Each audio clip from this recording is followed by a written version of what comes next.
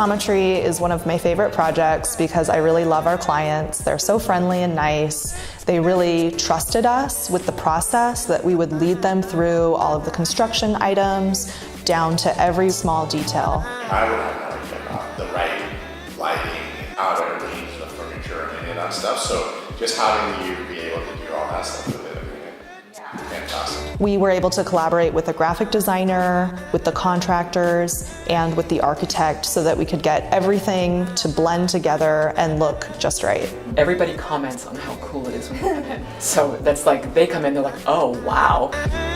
Storage and display was critical, so the custom cabinets were really important for this project. We wanted to really highlight the eyewear so that clients can see it and want to buy it. And we wanted to make hidden storage, and so we also did some taller cabinets that have mirrors on the front.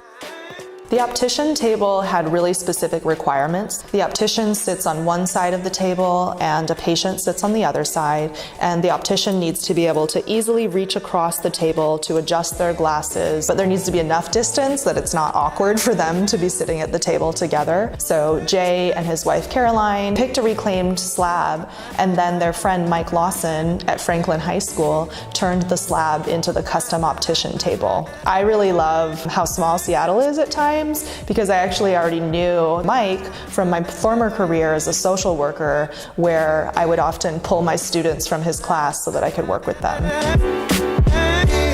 Occhio Optometry also had an outdated sign, and so we decided to work with a graphic designer to create a new logo for them. Our thought for the custom hashtag was that guests would come in, and as they were trying on their glasses, they'd want to show it off to their friends, and they'd take a selfie and post it to social media. Lighting was really important at Occhio because we need to make sure that the front space is bright enough to highlight all of the eyewear.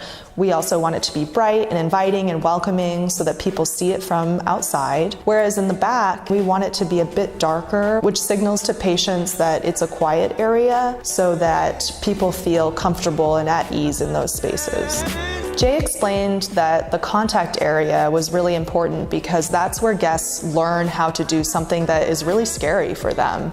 So we needed to create a space that was welcoming and inviting, that it didn't feel like a scary small room, but they also weren't out in public in front of everyone. We also wanted to make the space approachable and fun, and that's why we put in a few fun art pieces that my nephew made, my office made, and now even their customers have made for them.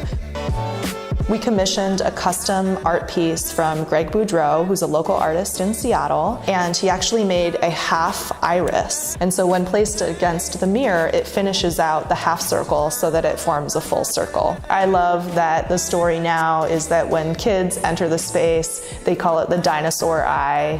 And I just think it's so cute that they let us go for something unexpected and unique, and it then creates a story for patients to share with their friends and family. If you want to learn more about commercial or retail interior design, or you have a project that you want us to work on, please visit michelledirkse.com.